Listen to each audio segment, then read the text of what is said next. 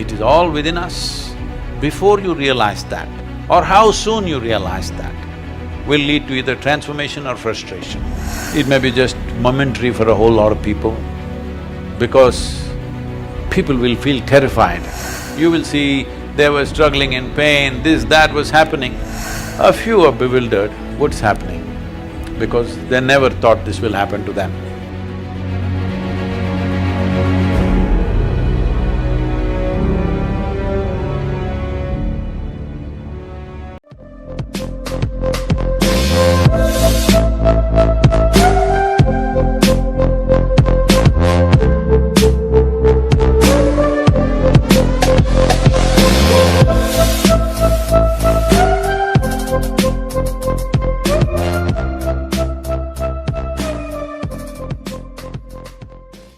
Okay, Sadhguru, I'm going to ask you to move to this poem called Human on page 112.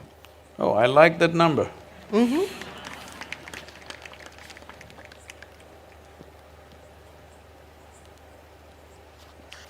One, one, two.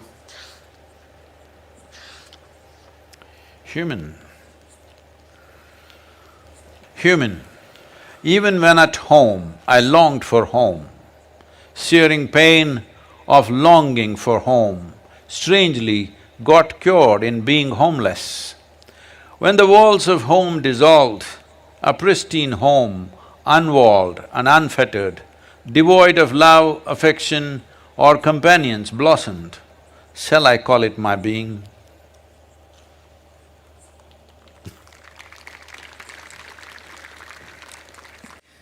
But this is a poem about home, and it is also a poem about… It's a poem about a kind of homesickness, and then it's a poem about a kind of homelessness, and then it's a poem about homecoming.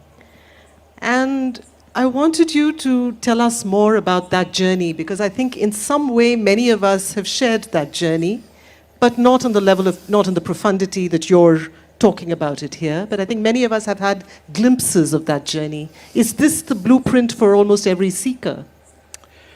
Yeah, I would say there's literally no human being who's not confronted with a thought and an emotion like that, but they manage to brush it aside. It doesn't bother them enough. The pain of not knowing doesn't tear them, that's the whole problem. They come to terms with ignorance, they make a deal with ignorance. They will build relationships where everybody will confirm this is the best way to live. Of comfort, companionship, love, affection. These are all things you're seeking. I know a whole lot of people have raised human emotions to heavens. If you say love, they say divine love. If you say joy, they say divine joy. If you say bliss, they say divine bliss. You don't need any God's help to be joyful, loving, peaceful. As a human being, you're endowed with these qualities. So all those who deprived themselves of that, they either seek God or they settle for a dog. Yeah, usually. Because they want a unconditional love, this is a demand. Because the nature of love is such that it's like a flower, if you don't watch it for 2 minutes, it'll fall. It'll wither and fall right there. Either you want to let it fall, or you have to nourish it every moment, or you have to concretize it. That means you take a picture and keep it on your phone screen, or you institutionalize it with marriage or this or that. So essentially, well, I'm not against any institution because institutions are needed in the world to operate, otherwise there'll be chaos. That is a different thing. But you cannot institutionalize joy or peace, like right now we think United Nations is the institution for peace.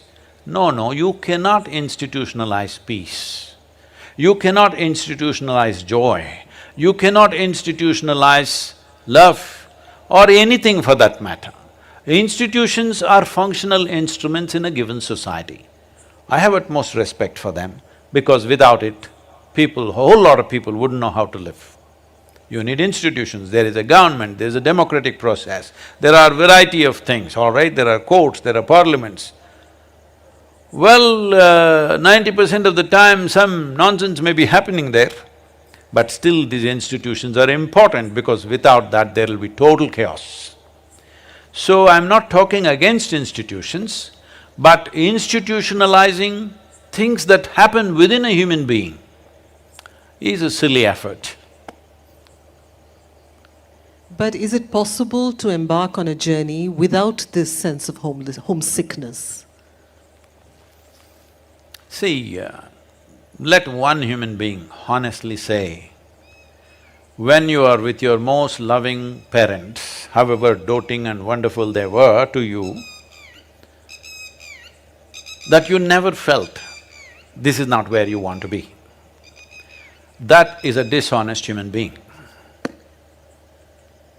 Because love gets tedious, somebody's fondness gets very tedious, comfort gets tedious. Because the nature of life is, it wants to constantly expand. If there is no room for expansion, it doesn't matter you are kept in a whatever, I won't use because everybody uses the word golden palace. I think golden palace is totally unaesthetic in my my visual perception. I hate golden palace, but whatever is the most wonderful palace, or as you say Shangri-La or whatever, it'll get tedious. All the heaven-bound people, they don't know how bored they will be within 3 days in that place of goodness. So I'm saying it doesn't matter, it's not because there's something wrong with your parents. They may be most wonderful people, but the very nature of a human being is such. Only if you are a pet animal, if you have reduced yourself to that, you're just happy with the meals that you're getting and somebody is fondling you once in a way and you're happy with that. For that you must be a pet animal, you should not be born as a human being. Once you're born as a human being, it is natural wanting to break barriers. So when you're young as a child or a teenager, you think barriers means they're all physical. Before you understand, the barriers are not really physical. Whether you build your own house or you live in your parents' house or you live in a slave master's house, the house and walls are not the barrier. It is all within us. Before you realize that, or how soon you realize that, will lead to either transformation or frustration. And this homelessness, this whole phase of vagabondage, of being a nomad, you have poems about being a nomad. Is that also an intrinsic part of every seeker's journey? See, do not separate seekers and non-seekers, everybody is a seeker. Some quickly compromise, some endure. There is nobody who is not a seeker. Some seek and forage within their own limitations, some want to seek, some seek in a safe manner, some seek dangerously. But there is nobody who is not a seeker, everybody is a seeker. And therefore this period of homelessness or vagabondage is universal? It may not be a period for everybody, it may be just momentary for a whole lot of people, because people will feel terrified when they feel, if they just look at it and see actually, just the nature of life. Forget about your home. Suppose you left somewhere, I've seen people, when we were children, when we were growing up, Mysore has a Dasara exhibition which goes on for 1.5 months. So this is a place where all the youth will go and hang out and, there are things to eat and a lot of entertainment, shows going on, music going on, various kind of circus elements and all things going on. In this in this exhibition grounds, which is hardly maybe 10, 15 acres, maybe 20 acres of land, and full of lights everywhere and shops and stuff's going on. Every day, either children or women or some men, they get lost from their families in that crowd. Maybe 50,000 to 100,000 people will be milling around and people get lost. All the time, when the music show is happening, one policeman will announce, there is a child here by name Vikram, his father's name is this thing, his mother's name is this thing, he is crying here, come immediately. Hey, God damn it, we came to listen to music. If you brought a child, figure out how to hold on to you. If you don't figure that out, ask him to come and wait at the gate and pick him up there. Nothing is going to happen, all right? These are not times where great amount of kidnappings happening, anything in Mysore. Nobody kidnaps you in Mysore. At least nobody kidnapped me. So, this ridiculous thing, and grown-up women, they're lost from their husband or their family, bah, crying in the middle of the road, bah, bah. It's a well-lit place, the whole damn place is overlit, all right? There were no phones, that was the only thing.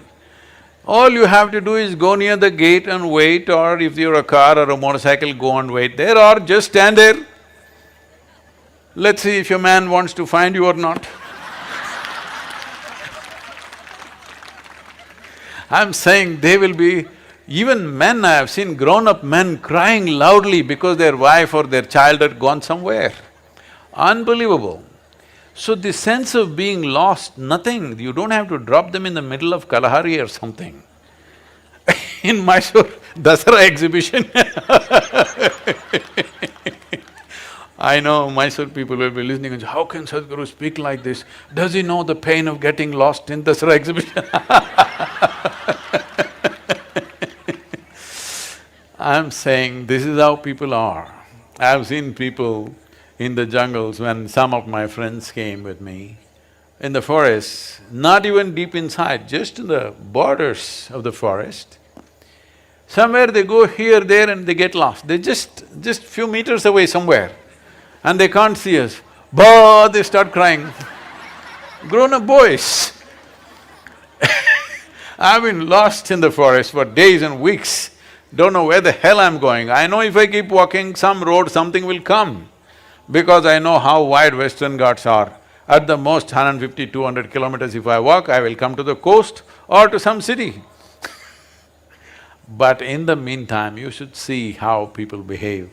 Because for them, nothing big needs to happen. Smallest things, if they lose their wallet, psst. They lose their phone, gone. Everything is gone, all right? So they don't have to lose their life. This is why I said, when a time comes when you're going to lose your body and everything that you know as life, either terror will come when they first realize that, but slowly as life starts ebbing, it gives you a certain anesthetic. This is the nature of life. Because life doesn't just pop out like this, it is leaving slowly. As it starts leaving slowly, you will see there is a kind of an anesthetic, there's a kind of comfort that they come to. You will see they were struggling in pain, this, that was happening. But as death is slowly coming, approaching, last few days you see they become peaceful, nice, some of them even joyful. A few are bewildered, what's happening? Because they never thought this will happen to them. So, being lost is not about a certain situation, it is the nature of life. It is the nature of life. You have been given the intelligence to find out what is the nature of life.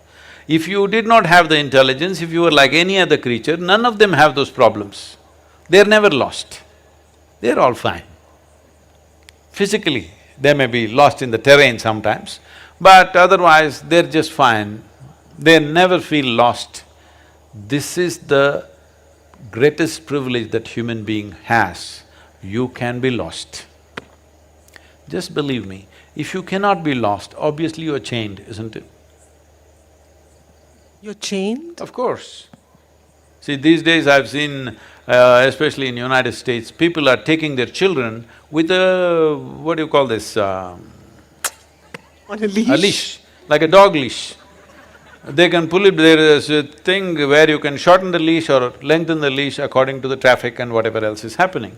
A child is running, it's on a leash. Maybe for single mothers, it's a convenient way of handling, I can understand, there are no 2-3 people to run after the child. The mother doesn't have the energy of the child because he runs all over the place. Maybe it's a practical solution, I'm not commenting about that.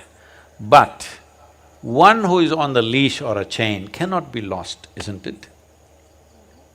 You need to understand, being lost is a great privilege because you are not on a chain.